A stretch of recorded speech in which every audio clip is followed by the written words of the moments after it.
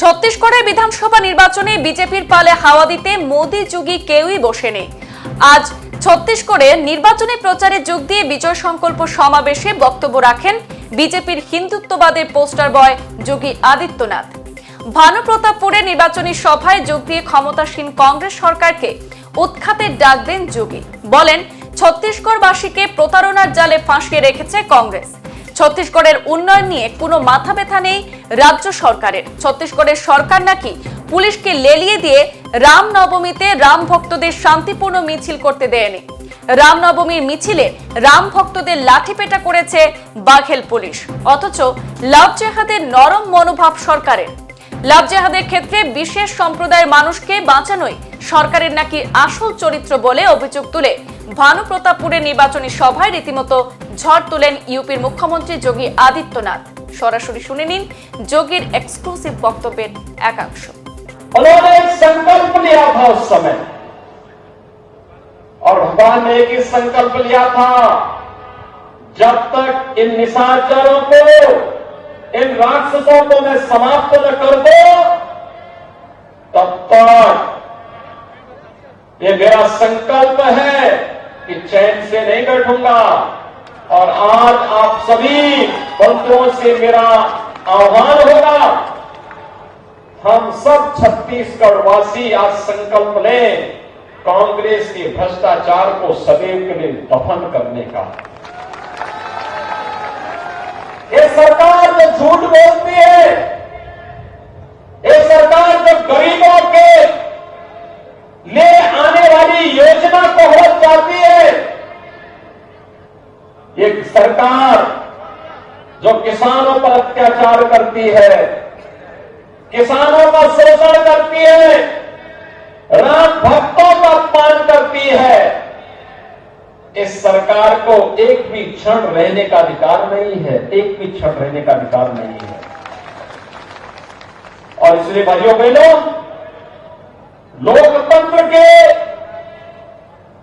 इस व्यवस्था में यह अधिकार आपके हाथों में है। अगर आपने सत्ता सौंपी है तो कान पकड़ करके उसको सत्ता से बाहर ही करिए, अगर वह आपके हितों पर कुठाराघात कर रहा है तो। और कांग्रेस ने तो यही किया है। ये कांग्रेस की प्रवृत्ति रही है, झूठ बोलना,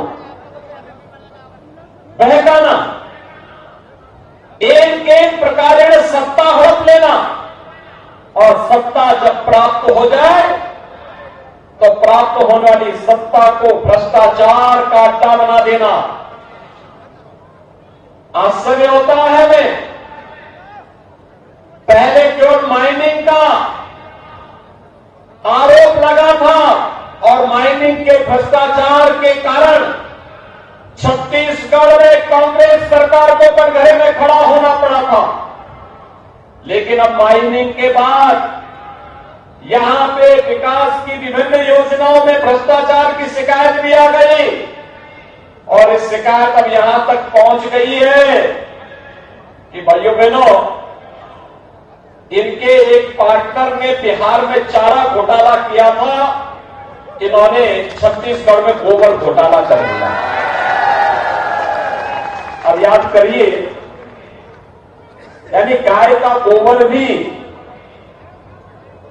10 रुपए किलो के हिसाब से 1300 करोड़ रुपए हड़प ले, और 1300 करोड़ रुपए हड़प ले। पता लगा गाय का गोबर कहां से खरीदे थे, जहां गाय थी ही नहीं, और गोबर के बदले मिट्टी भर करके भेज दिया गया। ये तो कांग्रेस की प्रवृत्ति है। और भाइयों बहनों, आज इसीलिए हम कहने के लिए आए हैं, यह सरकार धोखा कर रही है यहां के नागरिकों के साथ, यहां के वनवासियों के साथ, यहां के आदिवासियों के साथ, यहां के बंधुओं के साथ, यहां के अनुसूचित जाति, जनजाति और पिछड़ी जाति के लोगों के साथ, यहां के किसानों के साथ, यहां के युवाओं के साथ।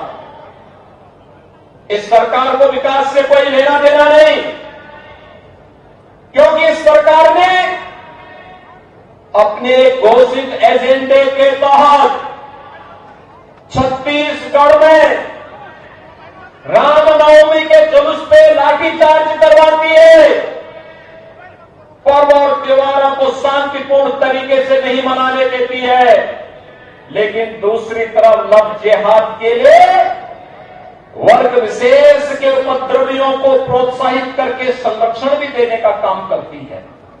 लव जिहाद धोखे से हिंदू बालिकाओं के साथ छल और कपट करके बहकाने का प्रयास। उत्तर प्रदेश में हमने कानून बनाया, अगर कोई दुस्साहस करता है कानून के शिकंजे में कस करके उसको पूरी तरह तेल निकाल दिया जाता है उसका। भाइयों बहनों, हमें आश्चर्य होता है यहां की सरकार धर्मांतरण की अनैतिक गतिविधियों को प्रश्रय देती है। भोले भाले गिरिवासी वनवासी आदिवासियों को बहका करके उन्हें अपनी व्यवस्था के खिलाफ भड़काने का कार्य करती है, और भाइयों बहनों उन्हें सुविधाओं से वंचित करके बहकाने का जो पाप यहां की सरकार कर रही है यह क्षम्य पाप है। आप याद करिए, जिन बंधुओं ने हजारों वर्ष पहले त्रेता युग में प्रभु श्री राम के साथ खड़े होकर के उस समय इस पूरे क्षेत्र को राक्षस विहीन किया था, आज उन बंधुओं के साथ छल, ये तो भगवान के साथ छल करने जैसा है। और इसीलिए आज मैं आपका आह्वान करने के लिए आया हूं। एक कांग्रेस एक तरफ। সংবাদ এই পর্যন্তই, ফিরছি পরবর্তী অন্যান্য আপডেট নিয়ে। ধন্যবাদ।